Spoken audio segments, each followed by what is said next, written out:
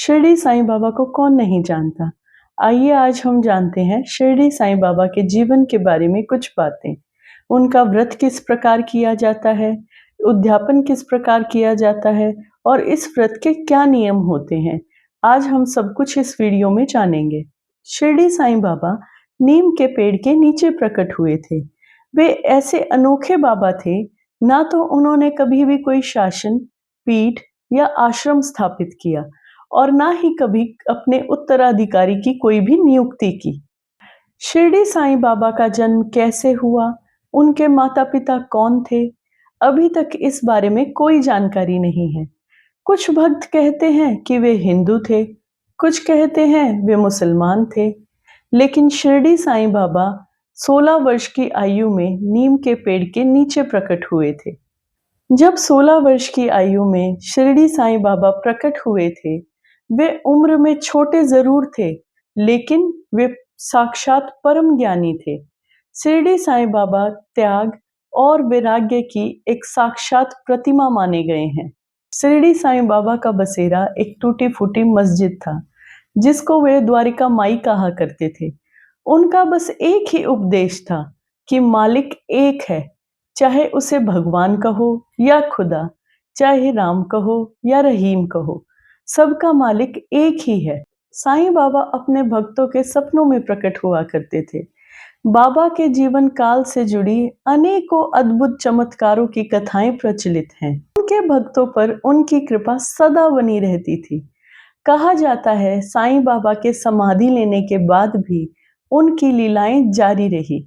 उनकी लीलाएं अक्सर देखी जाती थी, जिससे सिद्ध होता था कि साईं बाबा की उपस्थिति अभी भी मौजूद है। साईं बाबा के भक्त उनको प्रसन्न करने के लिए अद्भुत व्रत किया करते थे। साईं बाबा का एक बड़ा ही चमत्कारिक व्रत है, जिसको शुरुआत करने से पहले हथेली के आकार का साफ सुथरा नया वस्त्र लेना चाहिए, जिसका रंग सफेद हो, और उस सफेद वस्त्र को हल्दी के पानी में डुबोल कर सुखा लेना चाहिए। गुरुवार के दिन सुबह जल्दी उठकर नहा धोकर साफ सुथरे वस्त्र पहनकर एक आसन पर साईं बाबा की मूर्ति या चित्र को स्थापित करना चाहिए। साईं बाबा को कुमकुम या चंदन का तिलक करें, ताजे फूलों की माला चढ़ाएं, साईं बाबा के सामने दीपक जलाएं, अगरबत्ती जलाएं। इन सभी तैयारियों के बाद जो सफेद वस्त्र हमने हल्दी के पानी में डुबोकर सुखाया था, उसमें एक सिक्का रखना चाहिए और हमें साईं बाबा को हमें अपनी प्रार्थना बतानी चाहिए। हमने किस कार्य के लिए व्रत रखा था, वो हमें साईं बाबा को बताना चाहिए। साईं बाबा से सच्चे दिल से प्रार्थना करनी चाहिए और उस वस्त्र की गांठ बनाकर साईं बाबा के चरणों में रख देना चाहिए। और हमें 5, 7, 9, 11 या 21 गुरुवार ये व्रत करने का संकल्प लेना चाहिए।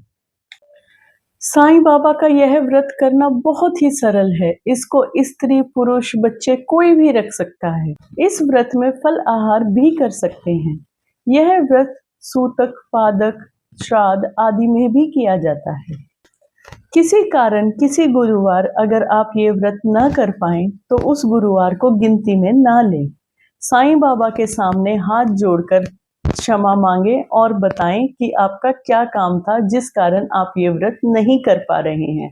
अगले गुरुवार को फिर आप ये व्रत कर सकते हैं। मन्नत पूरी होने पर गुरुवार के दिन आप उद्यापन कर सकते हैं।